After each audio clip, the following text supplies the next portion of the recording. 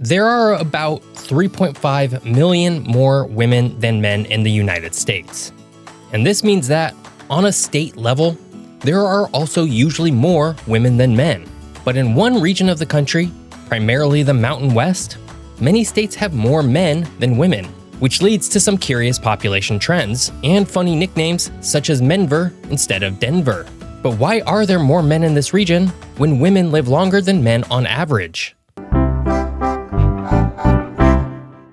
We're gonna have some fun today, mostly because who doesn't love a good showdown between the sexes? In most countries, women have the upper hand in terms of sheer numbers due to a combination of factors. But in a few states, men have managed to outnumber women, and that's very unusual. And as usual, geography explains it all. Oh, and stick around till the end because I've given each state that's part of today's video a fun new nickname based on their manly population, with the help of some of you on Threads, of course. Generally, throughout the world, it's more common to find a higher ratio of women to men. While this may seem unusual at first glance, especially considering that more male babies are born than female babies, over time, women become the dominant biological gender. For example, in the United States, there are approximately 105 male births for every 100 female births. This shift in population ratios is primarily due to the differences in life expectancy between men and women. Historically, men have had a lower life expectancy than women, a trend influenced by various factors such as men fighting in long, protracted wars. During both world wars, for example, the global ratio of men to women dipped considerably as men, mostly younger and in their prime reproductive stages, were killed. But also, beyond war times, men have also been employed in occupations with higher risks of injury or death. Industries such as mining, resource extraction, and construction have traditionally been male-dominated and are known for their hazardous working conditions. These jobs come with higher casualty rates, contributing to the lower life expectancy observed among men, particularly as it relates to health later on. Inhaling coal dust all day, every day, for example, wreaked havoc on miners' lungs. Now, all that said, biological factors play a role as well, with some studies suggesting that men may be more susceptible to certain diseases and health conditions. Lifestyle choices and behaviors also contribute significantly. Men are more likely to engage in risky behaviors, such as smoking, heavy drinking, and reckless driving, which can lead to higher mortality rates. To add on top of all of that, studies show that men are less likely to seek medical attention when needed and often delay visits to healthcare providers. This reluctance to seek timely medical care can result in progression of untreated health issues, leading to higher rates of preventable diseases and conditions. All of this leads to a scenario where, broadly, women outnumber men by the time they reach the age of 50, at least in the United States. Which makes it weird when you see one state, let alone a whole clump of them, that have more men than women. So what's going on in these states that's attracting so many men? Oh hey, I hope you're having fun so far. And if you are, consider subscribing and liking the video. The states of Colorado, Idaho, Montana, North Dakota, South Dakota, Utah, and Wyoming are characterized by their rugged, mountainous terrain and expansive, often harsh, landscapes. This physical geography has significantly influenced the types of cities that were founded in these states and the reasons behind their establishment. In many of these states, the Rocky Mountains and their various subranges dominate the landscape. These mountains, with their imposing peaks and vast forests, have historically attracted adventurers, explorers, pioneers, and those seeking opportunities in mining and resource extraction. The lure of gold, silver, and other valuable minerals led to the establishment of numerous mining towns in the 1800s. Cities like Denver in Colorado and Boise in Idaho began as mining settlements, quickly growing as the promise of wealth drew people from across the country. The challenging geography of these states also made them prime locations for ranching and agriculture, albeit in a rugged and often unforgiving environment. The vast plains and high-altitude pastures provided ideal conditions for raising sheep and cattle. Towns such as Billings in Montana and Cheyenne in Wyoming developed as centers of the ranching industry, catering to the needs of ranchers and their families. The harsh winters, high altitudes, and remote locations of many of these cities further contributed to their predominantly male populations. Cities like Salt Lake City in Utah and Missoula in Montana were often isolated, requiring a hardy and self-sufficient populace to endure challenging conditions. Finally, the development of these states was largely dependent on the construction of railroads.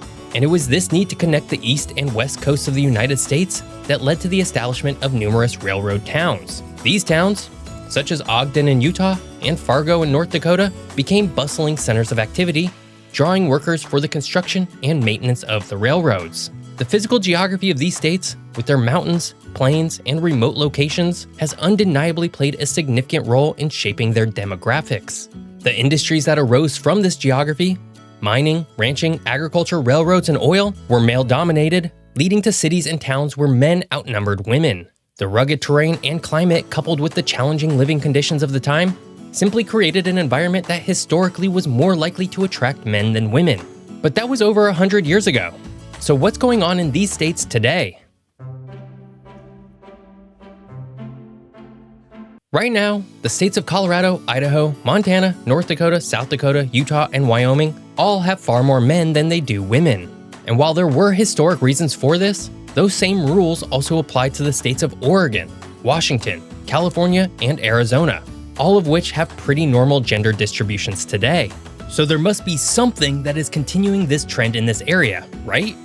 Well, let's try and figure this out. First off, North Dakota is probably the easiest to explain. The recent boom in the partial oil fields turned North Dakota into one of the top oil-producing states in the country.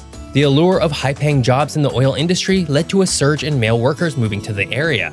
Towns like Williston saw rapid growth, with men arriving from all over the country in hopes of landing one of these jobs. This also occurred during the same time as the Great Recession, and because of this boom, North Dakota was relatively unscathed by the economic event. And while there are women who work in this industry, the physically demanding and often hazardous nature of oil extraction jobs means that it tends to attract a predominantly male workforce, contributing significantly to the higher male population in North Dakota. For the other nearby states of Idaho, Montana, South Dakota, and Wyoming, there's a similar, if less pronounced, trend. The agriculture and resource extraction sectors across these states play a crucial role in the male population imbalance. The labor-intensive nature of farming and ranching, again, has traditionally been male-dominated. Tasks such as cattle ranching, farming, and operating heavy machinery in and around mines has led to a higher number of men moving to these states for jobs. At the same time, however, women also tend to leave these states for a variety of reasons. And certainly in the last couple of decades, women have been going to college at rates far higher than men. So while these states aren't necessarily drawing in an abundance of men due to a single resource boom, like with North Dakota, they do lose populations of women who move away for college and then gravitate towards larger urbanized areas for work once they graduate, thus leading to fewer women overall. But here's where things get really interesting, because Colorado also has a very pronounced demographic trend of men outnumbering women. So much so that Denver has been given the nickname of Menver. But Colorado has a major urban center with plenty of universities and a thriving economy. In many ways, you'd expect the state to mirror that of Washington and Oregon, but it doesn't. So what's going on? From what I can tell, Colorado's rugged mountains and outdoor sports culture have simply made it a magnet for men who enjoy that kind of lifestyle, particularly men who don't really have that kind of lifestyle where they currently live.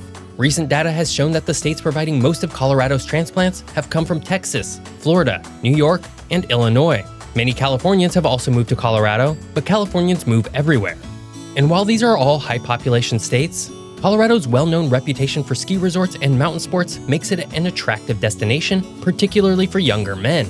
Towns such as Aspen, Vail, and Breckenridge are not only popular tourist destinations, but also hubs for seasonal employment that attract this exact population.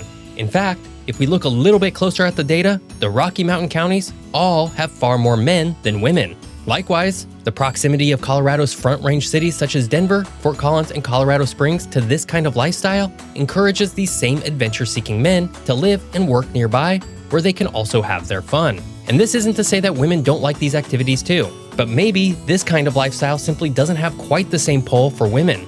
And after a couple decades of this trend, the population has shifted. Oh, and I didn't forget about Utah. There's just not an easy answer for this specific state, because while you might think the gender imbalance is due to the Mormon church, there's actually more registered Mormon women than there are men. So I don't really know, and my research hasn't given me any solid answers. Best I can guess is that some combination of the outdoorsy lifestyle, combined with a robust tech industry, has contributed to this gender imbalance. Overall, these states combined are home to about 14.2 million people, of which 7.2 million are men and 7 million are women. North Dakota, with its booming oil fields, has an excess male population of 21,816. Meanwhile, Colorado has an excess male population of 84,386. But all of these states show similar trends. Idaho has an excess male population of 13,347, Montana has 15,592 more men, South Dakota has 13,000 more men, Utah has 46,609 more men, and Wyoming has 13,741 more men than women. When all is said and done, there's about 210,000 more men in this region than women. While that might not seem like a huge difference, when you're a man trying to find a date in one of these areas, it can feel a little challenging. And of course, this is taking into account men and women of all ages. When only factoring in prime dating ranges, the male-female ratio gets even more pronounced. But while this region is largely alone in its overflow of men, one other state, unlike any of these, also shows this same trend: Hawaii. Hawaii, known for its warm, sunny, and tropical climate, stands in stark contrast to the rugged and resource-heavy states often associated with higher male populations. Yet despite its idyllic and alluring climate, Hawaii has more men than women. Out of its total population of 1.5 million people, there are 13,531 more men than women. That's not a huge amount, but again, here's a state that's bucking a natural trend that probably shouldn't be. So why is this? Well, it likely comes down to a single factor: the US military. Hawaii is home to several major military installations, including Joint Base Pearl Harbor Hickam and Schofield Barracks. The military, still heavily male-dominated today, brings a substantial number of young service members to the islands, and this influx skews the gender ratio towards men. And the reason we can say with a fair amount of certainty that this trend is caused by the military is because when you look at the gender ratio for each of Hawaii's islands, only Oahu shows this population imbalance, the very same island that houses the vast majority of Hawaii's military population. All other islands have more women. All told, there are about 45,000 active US military personnel stationed in Hawaii today, and an additional 20,000 civilian military personnel. That's not as high as other states such as Washington, South Carolina, Virginia, and Georgia, but when you factor in the relative isolation of Hawaii, you can start to understand why people of all genders love to visit Hawaii, but fewer actually want to move there. If you're a woman looking for an active dating life, I've heard great things about Denver, and the numbers back that up as well. If you're a man looking for an active dating life, and you live in any of these states, it's going to be a little tougher than if you lived almost anywhere else. This has been a really fun episode, and I promised you a funny new nickname for each of these states, so here we go. Let's start with the Dakotas, now better known as the Dude-Kotas. And of course, right next door is Montana, or should we say Mantana. Just south of both are Idaho and Wyoming, now better known as Ida-Bro and Gyoming. Then there's Utah, or perhaps Wytah, for the Y chromosome. And finally, Colorado, which I'm now calling Fellorado, though I do like Menver for Denver. Thanks for watching. If you want to support me, you can get all of these states as beautiful maps for your walls. Just head on over to my map store and check them out. I hope you had some fun with today's video. It was a little bit lighter than my usual affair, but I enjoyed pulling it together. If you did like it, subscribe to my channel. And of course, please check out some of my other content as well. Thanks for watching. See you next week.